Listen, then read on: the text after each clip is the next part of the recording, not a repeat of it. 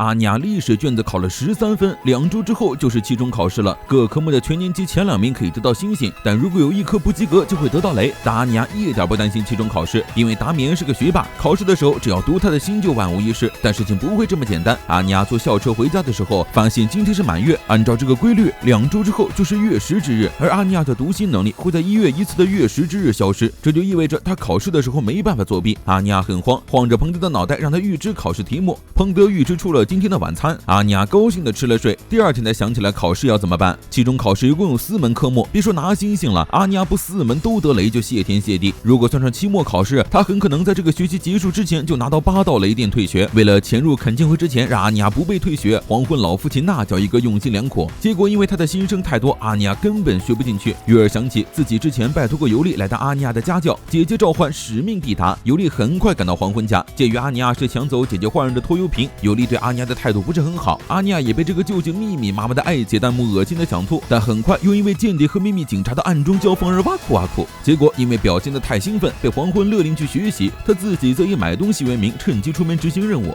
尤利只是因为姐姐的请求条件反射跑来的，根本没想教阿尼亚这种笨蛋小孩读书。为了报复阿尼亚能天天和他心爱的姐姐待在一起，尤利特地出了几道非常难的题，却没想到阿尼亚居然都答对了。阿尼亚显摆完才想起来自己考试那天不能作弊，赶紧说自己全都是蒙的。尤利想放弃不干，结果被姐姐一拜托，又冒着爱心动摇了。阿尼亚也趁热打铁，说自己会加油当上皇帝的学徒，让妈妈过上好日子。尤利大受震撼，这孩子居然这么孝顺的吗？月儿感动的去为2人准备茶点，一想到自己教会阿尼亚后会被姐姐夸奖，尤利耐心的辅导起了阿尼亚，但阿尼亚就是个榆木脑袋，2道题就差点把主板给干烧了。尤利也发现阿尼亚并不喜欢学习，尤利也不喜欢学习，但是他知道只有努力学习才能帮上姐姐。他学的每一门科目，解开的每一道题，都是为了让姐姐生活变得更好。知识就是力量，如果阿尼亚想要成为伟大的人，就不能缺少因为念书的锻炼。阿尼亚大受震撼，什么吉娃娃就是力量，只要念书就能征服世界吗？见阿尼亚居然这么有志气，尤利也拿出毕生所学倾囊相授，2人气喘吁吁倒在地上。尤利问阿尼亚会用这个文法了吗？阿尼亚问文法是什么？辅导孩子作业这种事，就算是秘密警察也免不了血压飙升，这个作业是1科也辅导不下去了。尤利抽起衣服扭头就走，他还是去执行自己的任务。月儿有些遗憾，他刚刚做好了手工点心呢。尤利腹有折返，抓起点心往嘴里塞，只听见门外传来边夸边吐的声音。阿尼亚开始反省自己的能力不足，如果他当时会看时钟能拆炸弹的话，就能帮上父亲的忙了。于是主动回房学习。彭德尝了一口地上的饼干，当场去世。黄昏回家，拿起地上的英语书，觉得自己的消极话可能要完蛋了，因为期中考试根本不考英语。2周之后，获得了吉娃娃力量的阿尼亚信心满满的去参加期中考试。为了防止有人在计分结束之前篡改考试成绩，学生们的试卷都是放在保险库里严密保管的。而最强特工黄昏此时正在为篡改自己闺女的考试成绩而行动着。就凭阿尼亚那个脑袋，黄昏不用想就知道他绝对不及格。为了阿尼亚不被退学，黄昏伪装成学校老师前往封存试卷的北大楼保险库。突然他发现一个可疑的身影正在行动，这个男人名叫东云，是某企业家雇佣的间谍。他的任务和黄昏一样，也是潜入保险库篡改考试卷，而他的最终目标就是成为能够和最强间谍黄昏抗衡的未来之星。黄昏默默观察着在路上翻滚的同行，疑惑他为什么要做这种无意义的动作。如果他被发现了，自己的行动也会被连累。东云差一点撞上巡逻的保安，而他居然靠撑在路灯上伪装旗子蒙混了过去。黄昏大受震撼，这就是拟态吗？何等惊人的力量和胆识，难道他也是能摸透人性盲点的高手？结果下一秒他就瞧见东云为了开锁砸碎了玻璃门，就算是小偷入侵也不会粗糙成这个样子吧。黄昏只好在东云后面帮他擦屁股，放上足球，伪装成孩子调皮打破玻璃。东云大摇大摆地走在走廊上，突然发现保险库门口还有警卫守着，结果一个紧张打翻雕塑被发现。东云借口自己是老师，但没有识别证，警卫根本不放他进去，还威胁要报警。黄昏又煞费苦心地准备了识别证，借口捡到还给东云，然后发现东云居然把任务内容写到了手上。黄昏人都傻了，这么蠢的人真是他的同行。不过他也发现东云记起的学号是戴斯蒙德兄弟的，难道对方的雇主是戴斯蒙德？来到保险库门口，东云又把密码记错了，他只好借口上厕所让黄昏开锁。黄昏只能配合开锁，又配合被打晕，想等到东云离开之后再行动。东云总算是完成了任务，得意的宣扬自己的才智已经超过了黄昏，甚至还要在现场留下自己的署名。黄昏被气得垂死病中惊坐起，间谍不要带头留下痕迹啊，那个智障！跳起来，他才意识到自己激动了，赶紧向东云求饶，说自己什么都没看见，一边暗戳戳的准备把人杀了，却没想到东云不仅不威胁他保密，反而兴致勃勃的让他把自己的光荣事迹宣扬出去，然后麻溜的溜了。黄昏一脸黑线，检查试卷的时候，他才发现东云的任务是将戴斯蒙德俩兄弟的试卷改成不及格，雇主应该是戴斯斯蒙德的敌对企业或政敌。戴斯蒙德兄弟当然是不能退学的，黄昏又把两人的试卷改了回来，然后才找出阿尼亚的试卷。5天之后，考试成绩公布，达米安年级第11，历史全年级第2，可以拿到1颗星星，而阿尼亚排名213，一道雷都没有拿到。父亲的任务勉强过关，阿尼亚很高兴，这就是学渣简单的快乐。他原以为皇宫会夸奖他，结果回到家后，黄昏拿出他每一科都勉强及格的试卷，问他为什么还能这么得意。他并没有篡改阿尼亚的成绩，阿尼亚能凭自己的力量考到及格。虽然嘴上不说，但黄昏还是默默夸赞了阿尼亚。当然，任务失败的冬雨遭到了雇主的开除。